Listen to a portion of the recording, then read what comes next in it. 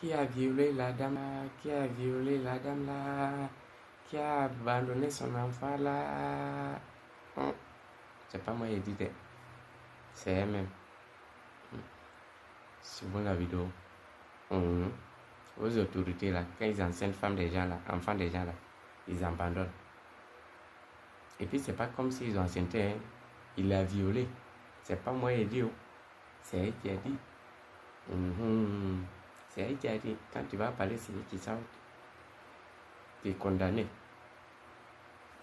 Mais écoutons la dame. Maintenant, toi, tu es autorité. Donc, on fait comment? Tu as violé la dame, tu as abandonné la grossesse. On va l'écouter ici. Là-bas, indique non. Ma soeur et moi, on a couru et puis on les a laissés dans la cour. On est allé vers les jeunes là, crier, seulement crier, dire que les jeunes joueurs notre supporter. On était les supporters, notre joueurs sont venus. Et eux, ils sont partis à la maison. Dans le mois de décembre, un soir de décembre, avec son ami.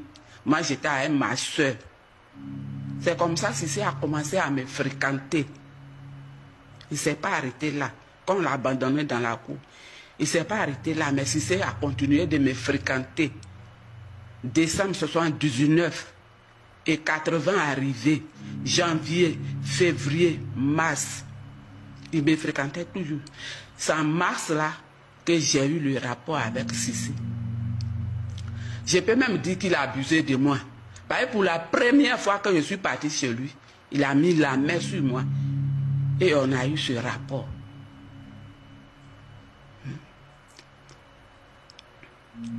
Et pour une deuxième fois, on a eu le rapport. Ce n'est pas une seule fois. Et il continuait de me fréquenter. Mais moi, quand j'ai vu que j'ai constaté un retard, j'ai pris un peu de recul. Et c'est comme ça, j'avais honte de lui dire. Je suis allé, j'étais avec ma grande soeur, notre aînée, dans la cour. Ma maman était là aussi. Mais je n'ai pas voulu parler à notre aînée là. J'ai pris le camion pour aller à Gagnoua. Ma grande soeur était mariée là-bas. Celle que je suis directement. C'est avec elle que je communiquais facilement. Donc c'est à elle que je suis allé parler. Et elle m'a laissé dans sa cour. Elle est venue à Roi-Gaillot. Elle a pris l'une de ses camarades qui vit actuellement. Et ils sont allés dans la cour de Cissé Bakongo pour lui dire, ah, ma petite soeur là, elle dit, elle est enceinte de vous. Il dit, vous dites quoi? Elle est enceinte de moi et puis elle ne m'a pas dit et puis c'est à toi elle allait dire. Donc si c'est comme ça, va lui dire, elle-même elle va me dire. C'est comme ça, ma soeur allait à Gagnoua pour me dire, puis je suis venue à Roi-Gaillot, j'ai pris notre aînée là maintenant, la plus grande. Elle, j'ai peur d'elle. Et puis on est parti s'exciser. Pour lui dire. Il dit, mais pourquoi je ne lui ai pas dit? C'est ça, ma soeur a dit. Donc, c'est une petite fille. Peut-être elle a eu honte de te le dire. Elle a eu honte de te le dire. C'est ça, on est venu ensemble pour te dire. Hein? Et il a promis, il a dit, bon, partez, si le mois finit, je vais donner 10 000 francs. Elle va partir à l'hôpital. Ces 10 000 francs-là sont plus venus. Et moi,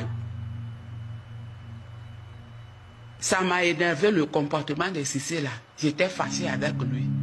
Ma soeur, je ne sais pas pourquoi elle n'a plus parlé de ça. Hein? Mais elle sait que je portais la grossesse de Cissé. Les deux soeurs là n'ont plus réagi.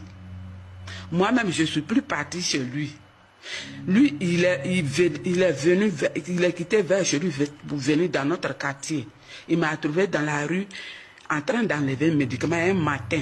C'était pour faire mon lavement. Il m'a appelé, mais je n'ai pas répondu à son appel. J'étais fâchée.